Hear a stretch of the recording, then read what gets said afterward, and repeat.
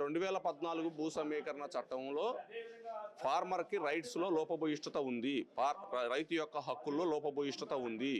కాలపరిమితి లోపులో పని చేయలేకపోతే అభివృద్ధి చేసినటువంటి రిటర్నబుల్ ప్లాటు అందివ్వలేకపోతే పరిహారంగా ఏమిస్తారు అనేటటువంటి విషయాన్ని మేము ప్రశ్నించడం జరిగింది, గతంలో అడగటం జరిగింది, ఈరోజు కూడా అడగటం జరిగింది. దాని మీద మేము చేసిస్తామనేటటువంటి ఓరల్ హామీ ఇస్తున్నారు, కానీ లిఖితపూర్వకంగా మేము అగ్రిమెంట్లో పని పూర్తి చేయలేకపోతే ఏంటి అనే దాని మీద మేము ఎకరానికి సంవత్సరానికి 5 లక్షల రూపాయల లెక్క ఇవ్వండి, ఆలస్యానికి గాను. మీరు 3 సంవత్సరాలు అభివృద్ధి చేసిస్తామంటున్నారు, మీరు 4 సంవత్సరాల సమయం తీసుకోండి. 4 సంవత్సరాలు దాటితే మాకు అభివృద్ధి చేసినటువంటి ప్లాట్ ఇవ్వలేకపోతే సంవత్సరానికి ఎకరానికి 5 లక్షల రూపాయల లెక్క పరిహారం ఇచ్చేటటువంటి కండిషన్ పెట్టమంటున్నాం. ఎందుకు అడుగుతున్నాం అంటే వాళ్ళు 3 సంవత్సరాలనే పని పూర్తి చేస్తామంటున్నారు. 3 సంవత్సరాల పని పూర్తి చేసేటప్పుడు భయం ఎందుకు? మీకు నిధుల సమస్యలు ఉన్నాయా, రాజకీయపరమైన సమస్యలు ఉన్నాయా, లేకపోతే వాతావరణ పరిస్థితుల సమస్యలు ఉన్నాయి, ఏ ఇబ్బందులు ఉన్నాయి అనేది మాకు అనవసరం. మాకు 3 సంవత్సరాల లోపల ప్లాట్ ఇస్తామన్నారు.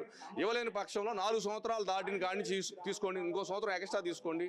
4 సంవత్సరాలు దాటిన తర్వాత మాకు పరిహారంగా ఏమిస్తారు అనేది స్పష్టమైనటువంటి, న్యాయబద్ధమైనటువంటి, చట్టబద్ధమైనటువంటి భద్రత కావాలి రైతుకని అడుగుతున్నాం.